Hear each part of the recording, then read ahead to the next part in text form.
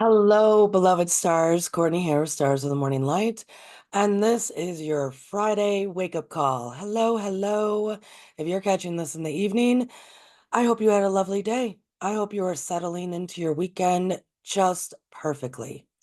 So I am Courtney, host of Stars of the Morning Light, and normally my Friday 11 a.m. is live, but for the next 2 weeks or so, pardon me, I will be traveling to be with my mother at this time. And so everything is pre-recorded. And I am also recording this way into the night.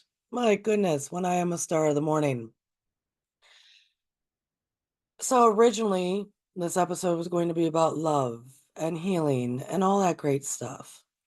Recently, though, I was a participant on Milky Way Soul Tribe last Saturday. It was a lovely time talking about materialism and some other aspects of life. And through communicating with Lucky Stone 888, like during the 2025 predictions that he and I did for 2 Saturdays in a row now, and what will be released tomorrow to you for Esoteric Tea at 8 p.m. Eastern Standard Time. I kind of been noticing some stuff. Well, there's a lot that we can say about materialism. So that's going to be about a bit about today's message. But also, I have been myself witnessing that I have been using the word control lately. And it is stemming from talking with Lucky about people maybe feeling a bit out of control in 2025, things being unmanageable to some, right? And even in our video that I know all of you will watch tomorrow night, Saturday at 8 p.m. Eastern Standard Time, at the very end of it, I use that word again. And I don't really use the word control. I don't.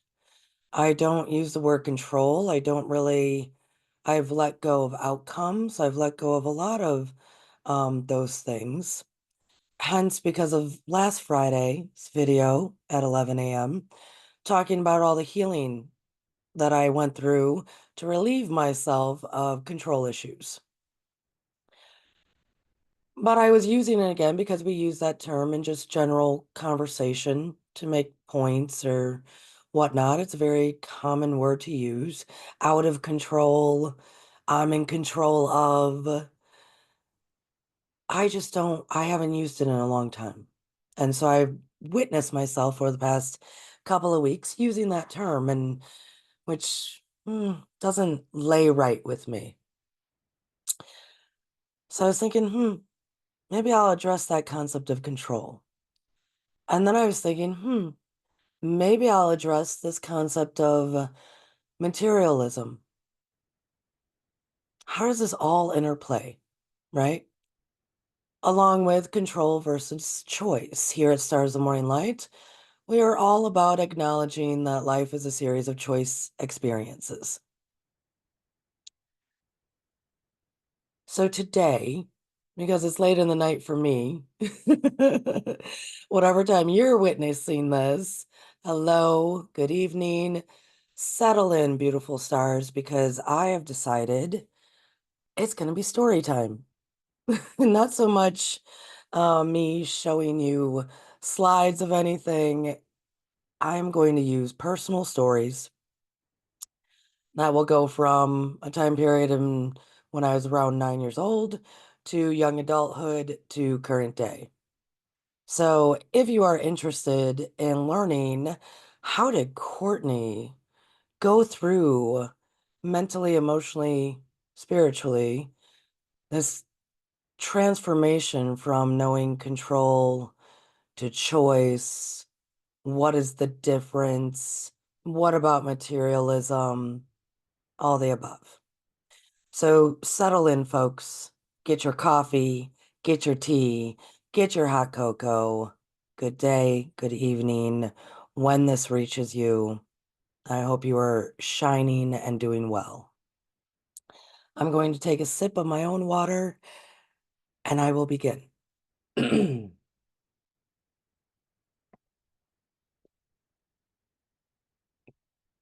And I do want to appreciate all the beautiful stars who have been sending their condolences via email, comments, what have you. I do see them. They are appreciated. And thank you for putting, especially my mother and the family, in your prayers and thoughts and positive wishes. I appreciate it. All right, beloveds, I will set the stage. So, I grew up in Waukegan, Illinois. Um, Ray Bradbury was from Waukegan, Illinois. And the reason I bring him up is because the library is going to come into this story a bit. It must have been the summer where I was turning 9 years old because my parents had separated for the first time earlier that year. And so my mother, my older sister, and I moved to close to downtown Waukegan. Now, to give you a scope at this time, Waukegan was not the same as when Ray Bradbury was growing up. Um, in the Lake County area of Illinois and even Cook County area, Waukegan was very similar to issues Chicago was happening. It was recorded and reported that Waukegan, Illinois was the location where a young man was first killed over his Air Jordans. When Air Jordans came out, so we can all remember back into our mind. And if you're too young to know when the first Air Jordans came out, it was roughly around this time period. I think I was a bit older, but I'm just drawing the stage of, or the set of, it was not the best locations, but yet and still, it's my home. So my parents separated, and my mother and my sister and I moved to downtown Waukegan, where you're going to find homeless people, prostitutes, drug addicts, all sorts of things. But there's also the courthouse, the jail, and the most magnificent library. It's the most magnificent library. It really is. Or it was at least back then. And the librarians knew me. I was not being forced to stay in the kiddie section of the library. I was allowed to walk wherever I would like to go, look at whatever books I would like to look at. I even was allowed into the rooms that were behind locked doors that you would have to get the librarian to unlock for you because very, very rare and old books were stored there. And it's because the librarians knew me and they knew that I respected every single story inside of that building. That I had free reign over wherever I was going to go as a 9-year-old, or not even nine. So I would walk to the Waukegan Library.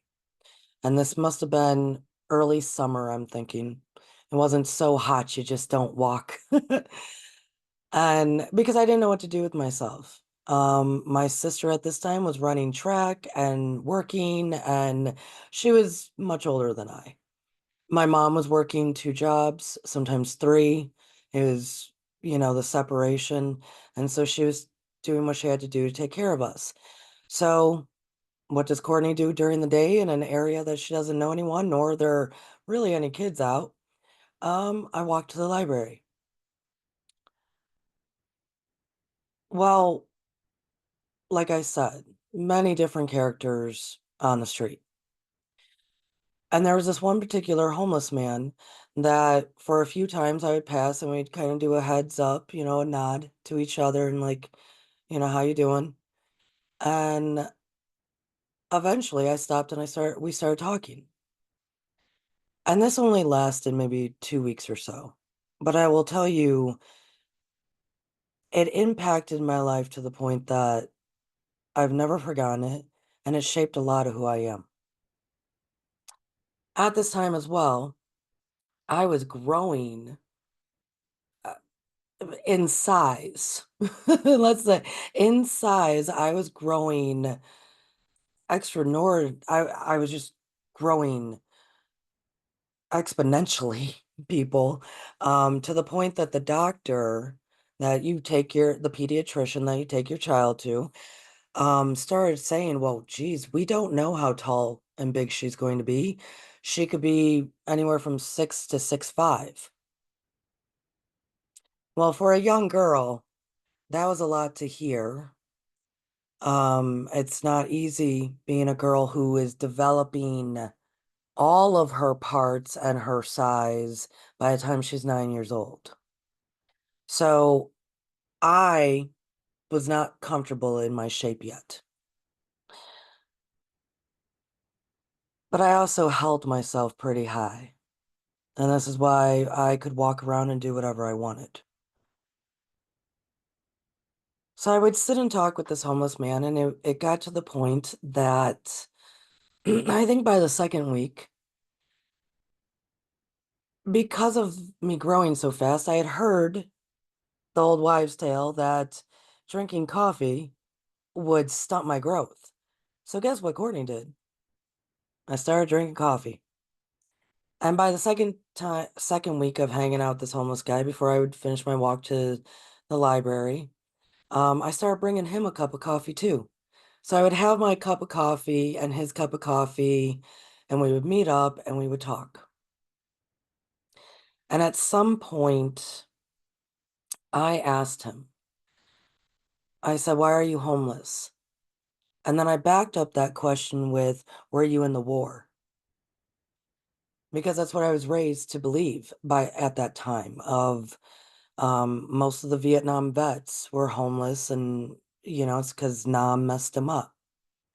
So I asked that question. I said, why are you homeless? Were you were you in the war? And he turned to me and I wish I could tell you what his face looked like, kind of shocked.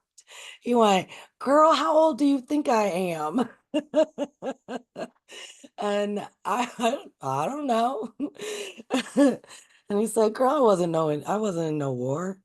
So I said, okay, well, that's what I was told. And he said, no, I'm homeless by choice. And that was the first time I had ever heard anything like that. And I said, by choice. And he then started his magnificent rant that I just sat and took in about how he's homeless by choice because he's free, that he's not locked into any materialism. He's not locked into having to have a house and a bank account and this and worrying about losing all that stuff. He's not locked into the government even knowing who he is or where he's at. Complete freedom. And I'm sure we can all, as adults here, understand the rant that was coming out of his mouth, as in the freedom he was expressing to me. He started listing all the stuff, all the stuff. Freedom from even family. He was like, I'll pop in and then I'll pop out. I mean, he was talking about freedom in a way related to a choice of being homeless. I took all of that in. At the same time, though, as he is saying this to me, because it was the first time I'd ever heard anyone tell me that that position in life could be a choice. When just a year prior, I was in the car watching my mother and another woman who had her kids in her car digging through the dumpster behind a grocery store to feed their children. That was my own mother. I witnessed her and another woman at the same time. Actually, a few times I witnessed it. And I knew that was not her choice. I knew she didn't choose to dig through a dumpster to feed her children. I knew that life had gone so unmanageable, out of control, that her children are witnessing her do this. So as he's going on and on about his rant of freedom and how he doesn't worry about where when he eats and where he's gonna eat, I'm thinking also of that memory of mine. So as I said goodbye and walked to the library, I really took in both of those experiences of mine and thought about choice. And then no choice. As in, you have to do what you have to do to feed your children. Hmm. Paradox to a young 9-year-old Courtney. So let's move forward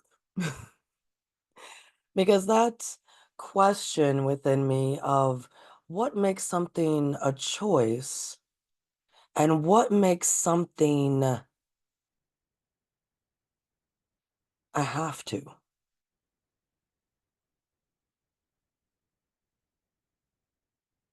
That never left me.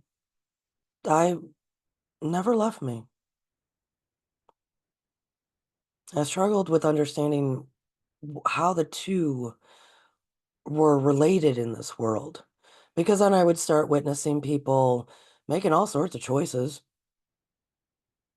that were not healthy, that there was nothing outside as far as a child could perceive, having them make that choice. Of course, not understanding the internal complexities. And I remember when I first got sober, there was a big topic of conversation of people were just waking up to the fact that they even had a choice. Because first and foremost, it was the drinking or the drugging that was controlling all their actions. And once again, I remember being somewhat perplexed by this. Maybe it's because of we're going to fast forward from Courtney at 9 to Courtney, oh, the summer after high school.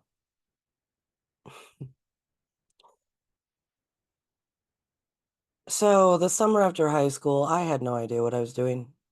I didn't know what I barely graduated high school. It was a very difficult time period, and I felt like being like Jack Kerouac. That's what was going on. And so I would choose to be homeless at stretches of time, which I'm sure many people right now are going, "What? Why would you choose such a thing?" Because of Jack Kerouac, because of a homeless man when I was 9 years old telling me how much freedom there is in homelessness. Um, and because I didn't know until much later, which I will bring up, I was trying to solve a problem, um, of loneliness with being homeless. Because what a lot of people don't know is when you're homeless, you ain't never really alone. You are always bothered.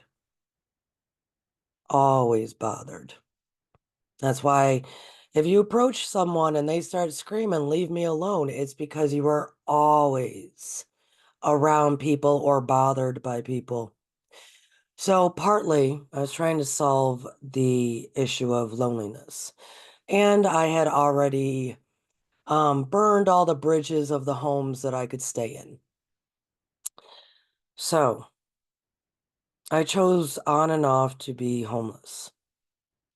And this is the time period when I got to learn how when we make a choice and we start moving and working through and taking all the motions of that choice, how the cause and effect energy within that choice can start propelling things and moving things to the point that you lose yourself within that own choice.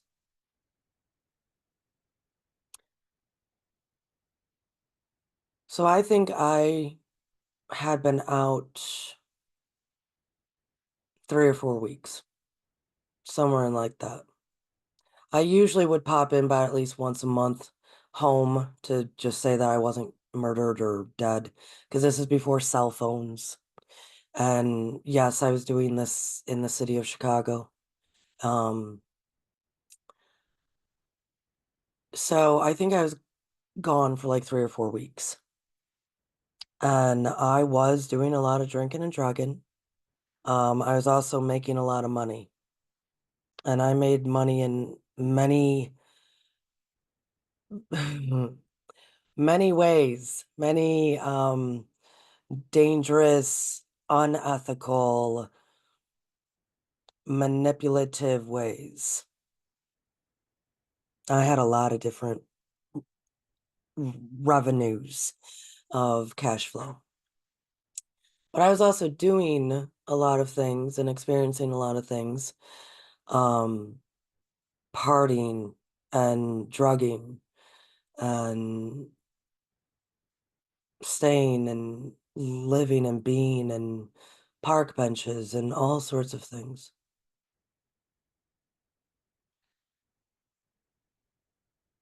And I remember I was walking down State Street in Chicago. And if you've never been to Chicago, State Street is one of those main streets that you're going to see in all the 80s movies when there's the car chase or whatnot. State Street is department stores, sky rises. It's what you would think of a downtown city. And I was walking down State Street with two other people. And I'm just walking along doing my thing. I mean, I'm sure I was not feeling all that great, but I was just doing my thing. And all these people were looking at me in disgust. The people that I'm passing on this busy Chicago sidewalk, looking at me in disgust. And at first, the old Courtney responded with anger and rejection, like, why the hell are all these suits looking at me like that? But the more I walked and the more I witnessed these people looking at me in disgust, the more I went, what the hell, man? I'm just walking here. And they're looking at me. They're not even really looking at the other two people I'm with. Like, it was very clear. They were disgusted by me.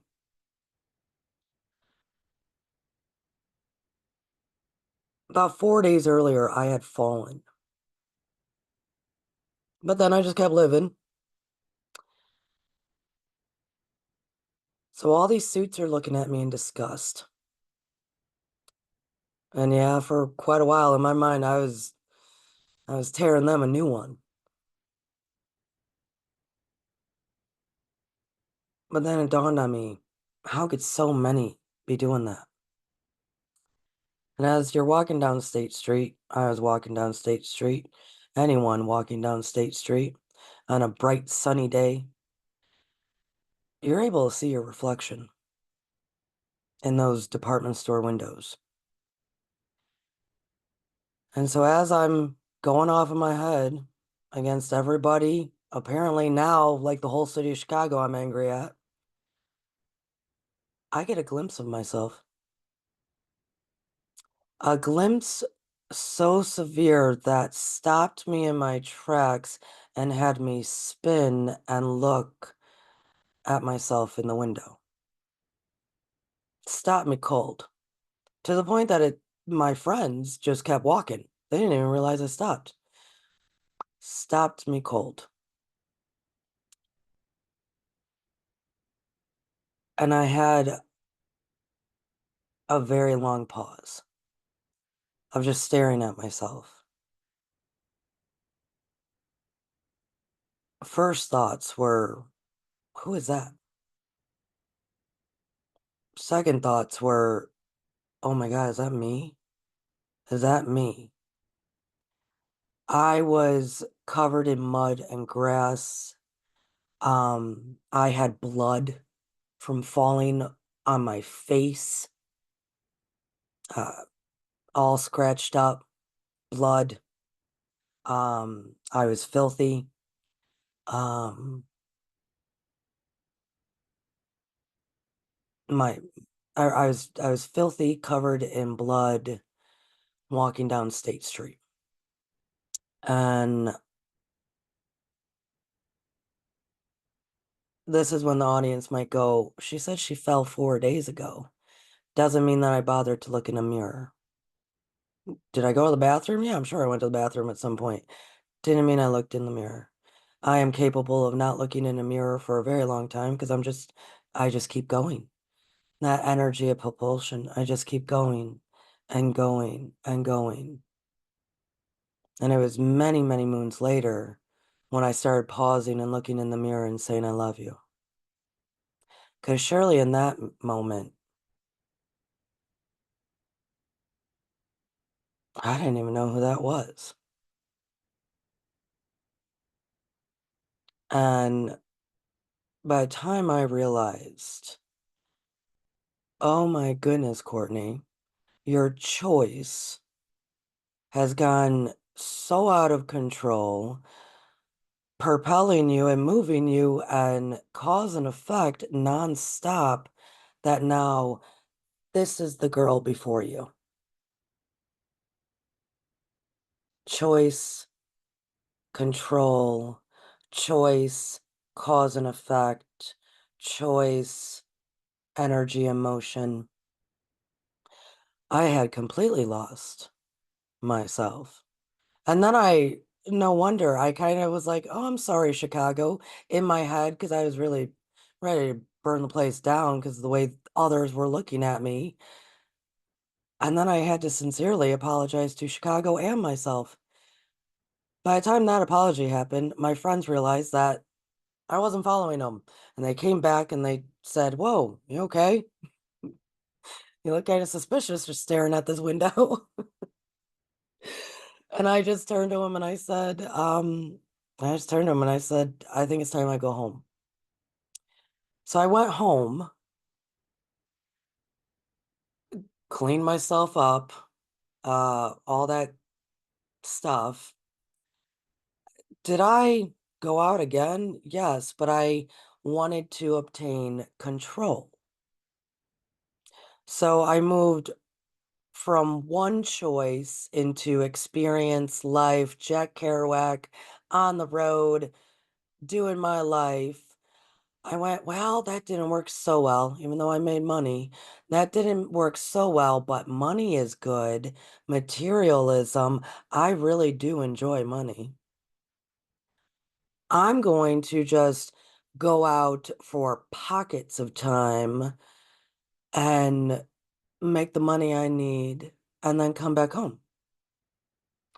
And in that took at least another 2 years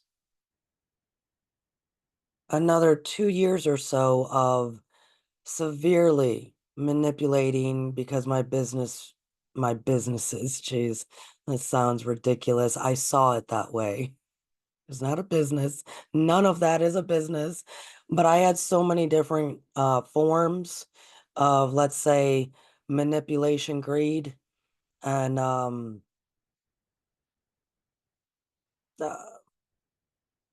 horrible things. I just rather not use the words. Um, that I was doing fairly well. It looked, though, when I would go back home, that I really didn't have a job. I wasn't doing much. And what was interesting is while I was at home, that's when I would write. And that is how, when you're here at Stars of the Morning Light, and I tell people I had a literary agent before I even chose to go to college, it's because of that time period. I would go out, be gone for 4 or 5 days, make my money, do my thing, make sure my assets were in controlled, go back home for 4 or 5 days, write, relax, be at peace, get that quiet and solitude I needed. And I just did that cycle um, for a very long time until my conscious started to get to me. Um, of you don't treat others the way that I was treating people. So I walked away from money making because in reality I came to understand that there was a whole lot of not freedom in that. Whole lot of not freedom in that. I thought it was freedom to make all that money, being in control of a lot of different things. Um, Also when people fear you, I thought that gave a sense of freedom. So, uh, but at the same time, I'm then writing wonderful work. So who is this girl? What am I really choosing here? What do I really have a sense of control over? So the question still lingered. I didn't have this great epiphany at this time, but I did stop my criminal activity. There you go. I did. And then I went to college. Oh, amongst the true criminals, right?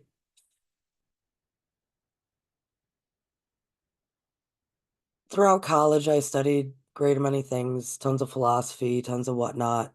And of course, choice, control, Carl Jung, humans don't really have the control or the choice based on the programming. It took a very long time for me to understand as an adult that I am before you today.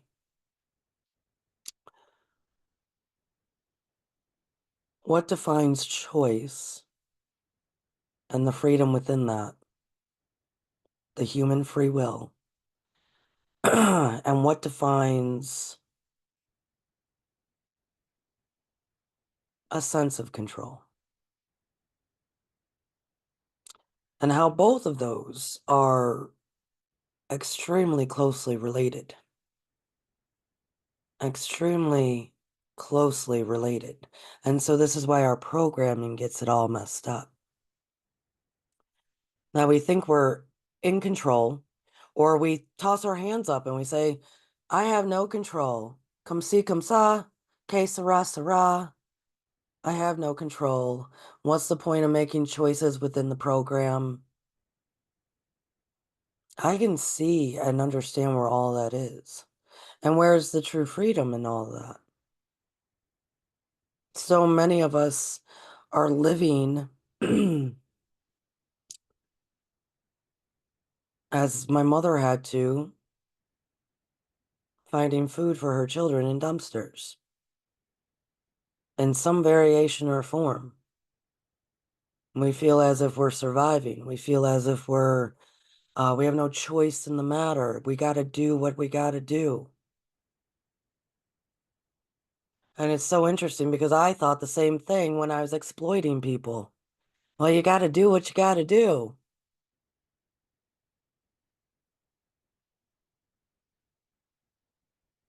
Human free will has definitely all the choices to it, all the choices that we make to it. But those choices will wrap themselves into cause and effect here in the plane of 3D and 5D. And it's that cause and effect of the choices that have us create other choices, that have us grip on to control, who have us grip on to what's the outcome going to be, have us grip onto, I got to do what I got to do. All of that is actually a part of us making the choices to try to control what is seemingly uncontrollable. which is chaos of 3D, which is us not seeing the order and the balance within the 3D.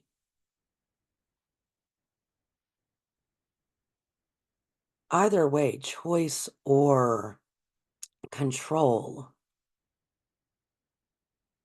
is within the spirit of trusting. I'm doing this I'm recording this the Friday. No, what day is today? Today's Sunday. I'm recording this Sunday, Sunday the 19th. And I just released Gabriel's message about perfectionism or being perfect, finding perfect. Where Gabriel, Archangel Gabriel, makes it very clear that when we can see all of the connections through everything, how everything is connected and there is no separation, that the trust within those connections is what the definition of peace is. So it's so interesting to know that Gabriel said that when I'm trying to express that if someone uses the word control or someone uses the word choice, us humans are trying to establish the same thing. We're trying to find that peace. And in so many different experiences, choiced experiences, experiences based out of feeling lack of choice,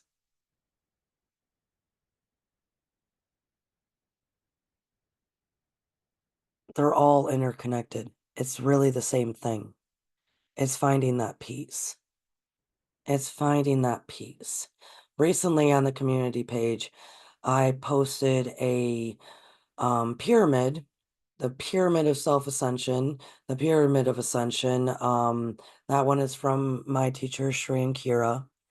And at the very top, the very, very top of that pyramid, it says peace, bliss. But what it also talks about is the detachment, the spiritual detachment needed. And that is where that little 9-year-old Courtney, that 19-year-old, 18, 20-year-old, 21-year-old Courtney is in front of you today. I have been practicing a very high level of detachment for at least the past 3 years. I was consciously aware of the fact that I'd be going that route for at least the 2 years prior to that. So already kind of working on it. I've been consciously very much working on it, and I'm doing very well within that detachment. That detachment is what is needed for humans to recognize the peace within all things, regardless if it's a choice or a control. A choice or a control. Many people are worried about the control that might start happening or feeling the lack of control because of what might be happening, or question how far does their free will choice actually take them when that lovely homeless man told me that gives you all freedom. Detachment. Spiritual detachment from all people, places, and things. And it starts with releasing that control first. Releasing thoughts about outcomes, thoughts about what's going on with that person over here, what's going on with that person over there. All of that codependent thinking that we talked about last Friday, all of it. Codependency is fixed, manage, and control people, places, and things. Letting go of all of that and the outcomes that are attached to that, letting go of all of that is where authentic detachment can start. Can start. Gets vastly greater as you move forward in your ascension, as you move forward in your awareness and knowing, as you move forward in practicing choice experiences and practicing letting go of the fears that surround the lack of control or perceived control. That homeless guy. I mean, even when as a child, it's not like I was naive. And I knew many homeless people that had mental issues, mental problems, mental cause and effects. So at some point, we were sitting there talking, and I turned to him and I said, you know, you're starting to show signs. And he looked at me and he said, I am. I said, yeah. And it looks like you're probably going to be dangerous here in a couple of days. I think you need to go hide. I boldly told him that. He was not my first rodeo. And he said, okay, because he was definitely showing signs. And about a week later, because I didn't see him after that, he did go into hiding. But a week later, literally outside of basically the doors of the library, he was getting arrested.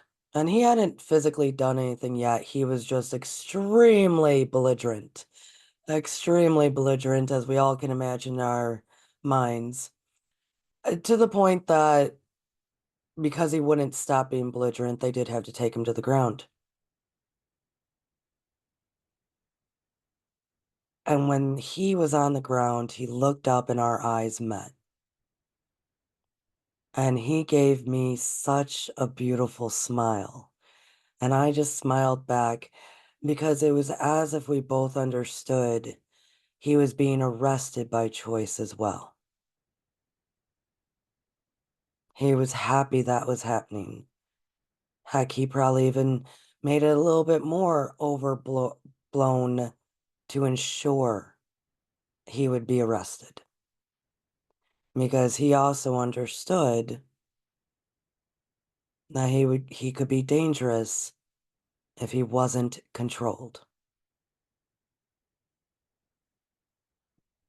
So he made the choice to make sure he was arrested.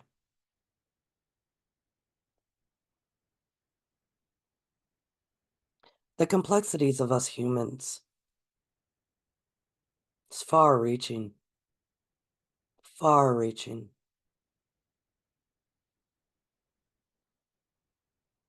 And so is it choice,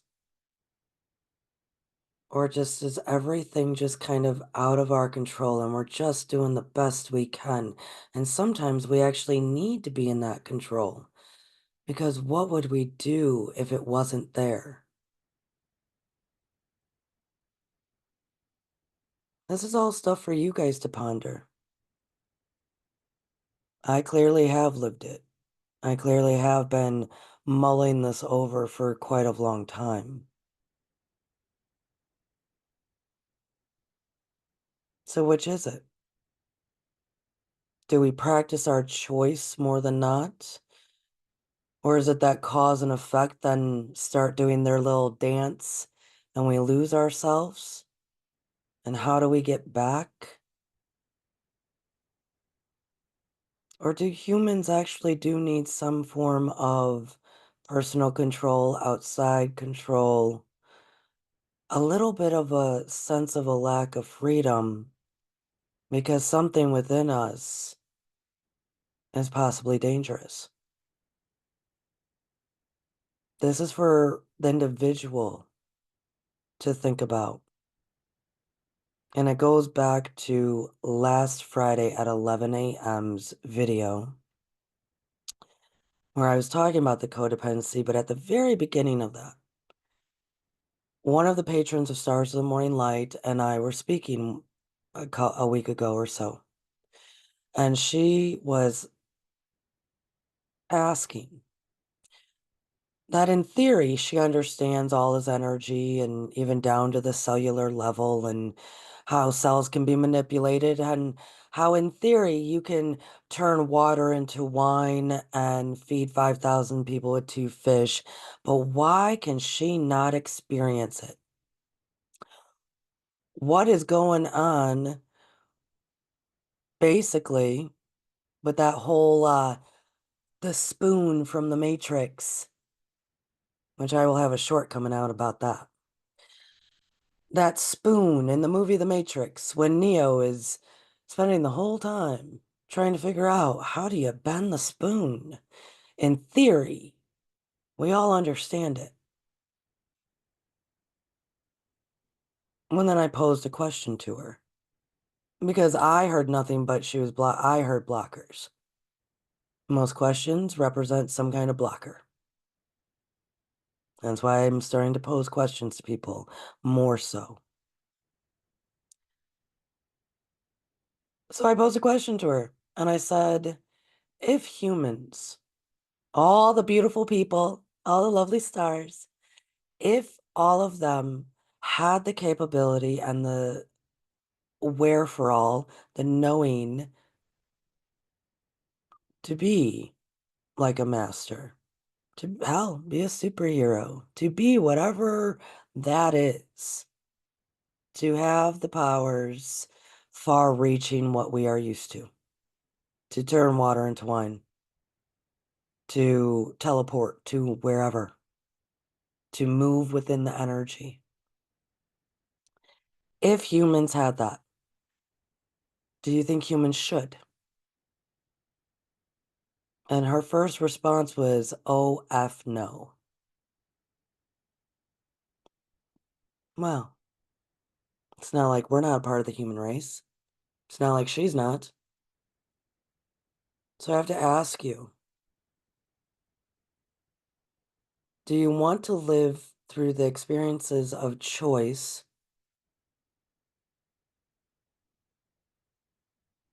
Do you notice when cause and effect have been propelling you and moving you and doing you the way that they do? Have you even noticed?